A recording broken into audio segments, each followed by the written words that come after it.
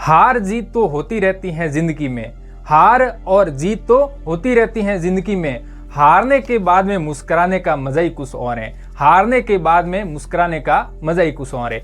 नमस्कार साथियों, मैं BL Dudi lab assistant selected आप सभी का मेरे इस YouTube चैनल पे स्वागत करता हूं। साथियों, किसी की हार हुई है, किसी की जीत हुई है। अब देखो साथियों, हारने का मतलब है आपने कुछ प्रयास किया है तो थोड़े से कारण यानी कि किसी कारणवश आप पीछे रह गए, तो आप उस कमी को निकालो, अपने उस कमी का सुधार करो, उस कमी की पहचान करो और बहुत सारी जिंदगी में बाधाएं आएगी। साथियों, ऐसा नहीं है कि पहली बार में ही आप सफल हो जाएंगे, नहीं होंगे। जरूरी नहीं है कि आप पहले अटेम्प्ट में ही सफल हो जाएंगे।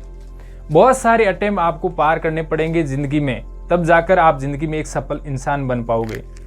सफल इंसान बनने के लिए बहुत सारी बाधाएं हैं, उसको लांघ करके पार करना पड़ेगा, तब आप अपनी मंजिल पर हैं वो पहुंच पाओगे।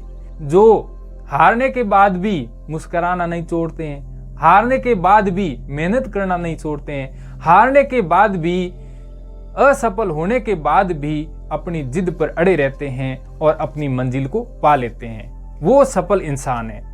तो आपको हारना नहीं है, ऐसी बहुत सारी बाधाएं आएगी, तब जाकर के अपनी मंजिल है वो प्राप्त होगी। तो आपको बिल्कुल मुस्कुराहट के साथ में अपनी जिंदगी के हर पल को खुशनुमा बनाए रखना है और अपनी मंजिल की तरफ बढ़ना है।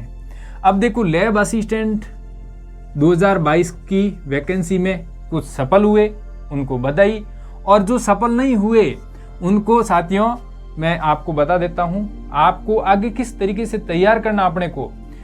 देखो, यदि आपके BSc B.Ed या फिर BA B.Ed हो गई है तो आप रीट की तैयारी करो, अभी रीट की है, ठीक है।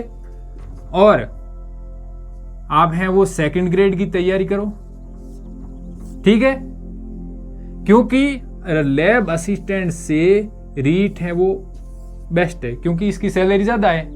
काम तो देखो, काम है उसकी तरफ से देखें जाए तो लैब असिस्टेंट बेस्ट है, लेकिन जो रीट है उसका है वो पे ग्रेड ज़्यादा होता है। 3700 पे ग्रेड है और लैब असिस्टेंट का 2800 पे ग्रेड है, तो अंतर है इसमें।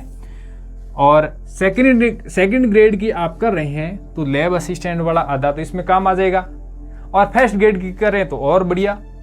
आपको अभी मौका मिल रहा है, इनकी वैकेंसियां हैं वो आई हुई हैं, आपने फॉर्म भर रखे हैं, तो इनकी तैयारी करो। लैब असिस्टेंट तो आपका हो गया तो बढ़िया, नहीं हुआ तो भी देखा जाएगा, तैयारी इसकी करते रहो।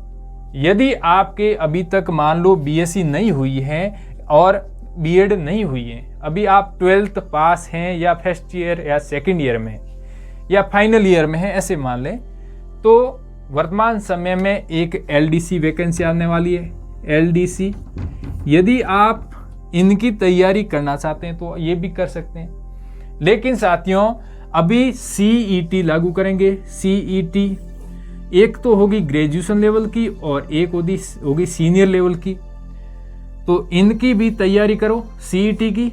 इनका सिलेबस भी बहुत बड़ा है थोड़ा सा, और हर वैकेंसी में यदि आप CET की तैयारी करोगे तो CET में अगली बार लैब असिस्टेंट भी आने वाली है।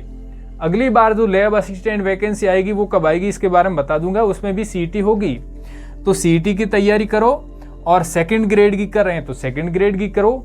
यदि आपके ग्रेजुएशन है वो हो गया है और B.Ed नहीं हुई है तो आने वाले सेकंड ग्रेड वैकेंसी मान के आप तैयारी कर सकते। यदि आपको कोई दूसरा स्कोप बेस्ट न लगे तो अपना टारगेट है वो निश्चित करिए और मेहनत करिए, सफल जरूर होंगे साथियों।